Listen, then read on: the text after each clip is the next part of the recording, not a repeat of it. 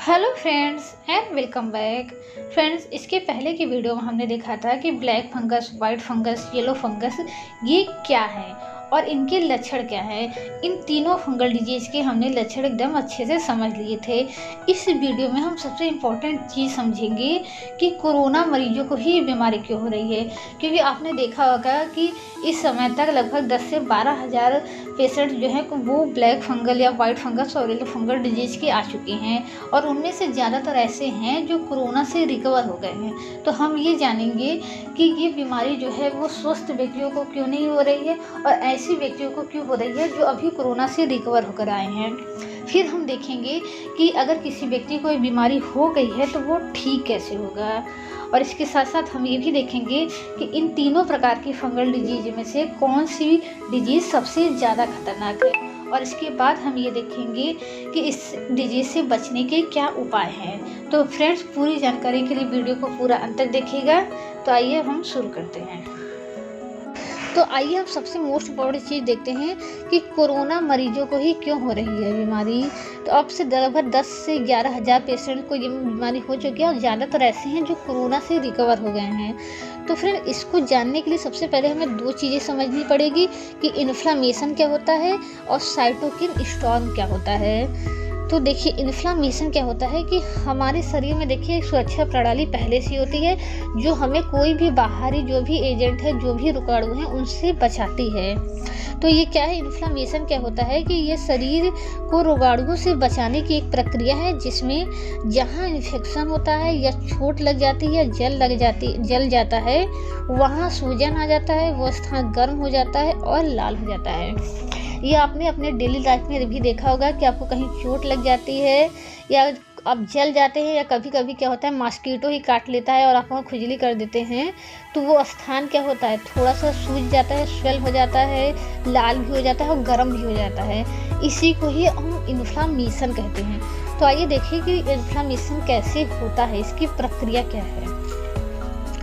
तो ये देखिए फ्रेंड, जहाँ भी अगर हमारी स्किन में या कहीं भी अगर कोई भी क्या होता है हार्मफुल थिंग जो है बॉडी में इंटर करता है, ये चाहे कोई सुई भी हो सकता है, चाहे कोई रोगाणु भी हो सकता है, चाहे कोई विष भी हो सकता है। तो जब ये हमारे शरीर में इंटर करता है यानी स्किन में इंटर करता है तो जो ब्लड्स बह रही होती हैं उसमें क्या होती है, WBC होती हैं, RBC होती हैं और प्लेटलेट्स होती हैं। तो ये WBC क्या होती है, बाहर आने लगती हैं। ये ज़्यादा से ज़्यादा मात्रा में यहाँ क्या होती है, WBC इकट्ठा होने लगती है। किस लिए इकट्ठा होती लगती है, उस विष को या उस रोगाणु को मारने के लिए। यानी ज़्यादा से ज़्यादा ब्लड क्या होता है, ब्लड वेसल से रिस करके यहाँ पहुँचने लगता है। तो ज़्यादा से ज़्यादा ब्लड यहाँ पहुँचने लगता है, इसीलिए ये जगह क्या होता है वो थोड़ा स्वेल हो जाता है और हमें रेड दिखाई देता है और ब्लड के कारण ये गर्म भी हो जाता है। तो इसी को, और यहाँ पर क्या होता है, पेन भी होने लगता है, यानी वार्म हो जाता है वो जगह, स्वेल हो जाता है, रेडनेस हो जाता है, पेन होने लगता है। इसी को ही हम क्या कहते हैं, इन्फ्लामेशन कहते हैं। तो एक तरह से ये हमारे लिए क्या है कि एक इम्पोर्टेंट या लाभदायक प्रोसेस है। लेकिन क्या होता है कि कभी कभी यही प्रोसेस ज़्यादा होने लगता है, अति में होने लगता है, हाइपर इन्फ्लामेशन हो जाता है। तो क्या होता है, इससे व्यक्ति को बहुत नुकसान होता है। आइए देखते हैं। तो यही हाइपर इन्फ्लामेशन क्या होता है और साइटोकिन स्टॉर्म क्या होता है। जैसे कि हम यहाँ सपोज करें कि क्या है, ब्लड वेसल्स हैं और ये क्या है, लंग की सेल्स हैं जो कि कोरोना वायरस से इन्फेक्टेड हो चुकी हैं। अब क्या होगा कि जो यहाँ ब्लड बहेगा उसमें से क्या है, कुछ WBC जो है वो निकल करके इसमें आ जाएंगी, कुछ WBC निकल करके इसमें आ जाएंगी। और जब ये इन्फेक्टेड लंग सेल के संपर्क में आएंगी तो इनको पता चल जाएगा कि इस लंग सेल पे वायरस का आक्रमण हुआ है।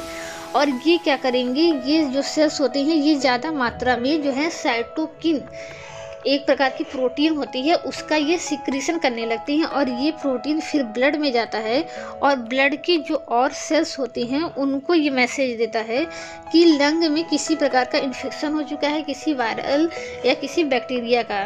तो ये क्या करती है, अब इस साइटोकिन के द्वारा क्या होती हैं, ज़्यादा से ज़्यादा WBC क्या होती हैं, लंग में आने लगती हैं और ये भी क्या करने लगती हैं, साइटोकिन का ही सिक्रीशन करने लगती हैं। और देखते ही देखते क्या होता है कि साइटोकिन बहुत ही ज़्यादा मात्रा में रिलीज होने लगता है और बहुत ही ज़्यादा मात्रा में WBC जो है वो यहाँ आने लगता है।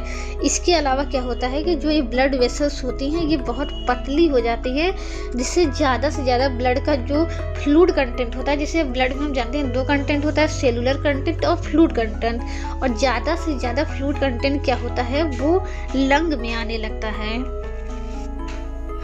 तो चूंकि कोरोना वायरस क्या है हमारी बॉडी के लिए नया है, तो इसीलिए WBC क्या होती है ये पहचान नहीं पाती और बहुत ही मैसिव तरीके से रिएक्शन करने लगती हैं। और साइटोकाइन इतना ज़्यादा मात्रा में रिलीज होता है कि इसकी वजह से जो होती हैं WBC या जो इम्यून सेल्स होती हैं ये जो है इस बात को रिकग्नाइज करने में फेल हो जाती हैं कि कौन सी सेल्स बाहरी है, यानी कौन सा रोगाणु बाहरी है और कौन सी हमारी अंदर की सेल्स हैं।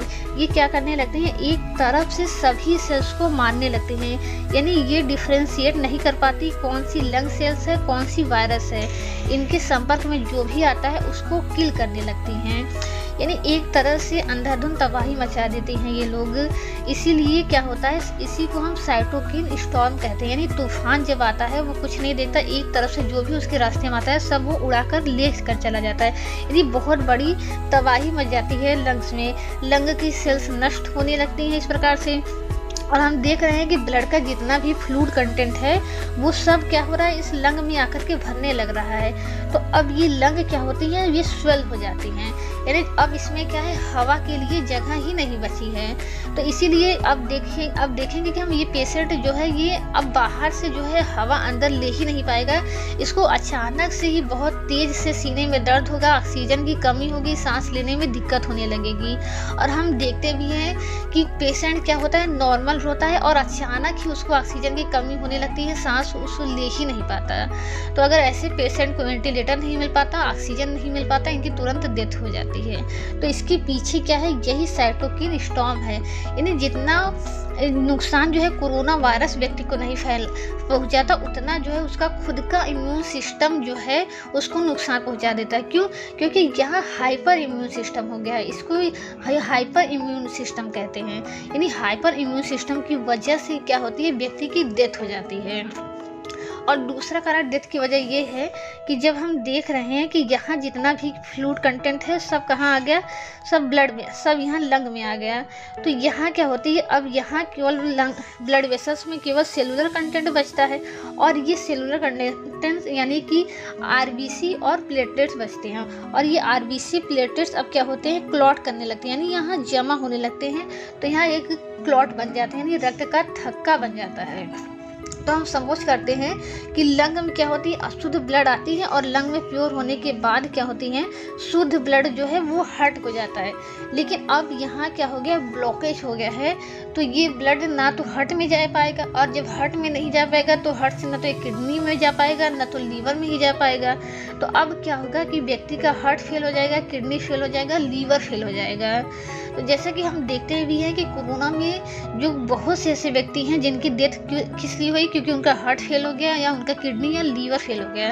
जैसा कि हमने रोहित सरदाना के केस में देखा था, वो एकदम नॉर्मल व्यक्ति थे, फिट व्यक्ति थे, लेकिन साइटोकिन स्टॉर्म आया जिसकी वजह से क्या हुआ, ब्लड वेसल्स जो लंग की थी उसमें ब्लॉकेज हुआ और हार्ट में ब्लड की सप्लाई जो है अचानक से रुक गई और हार्ट फेल हो गया, जिसकी वजह से उनकी डेथ हो गई। तो इसी वजह से ही कोरोना मरीजों को हार्ट अटैक या हार्ट फेलियर हो रहा है। तो आई होप फ्रेंड आप समझ गए होंगे साइटोकिन स्टॉर्म क्या है।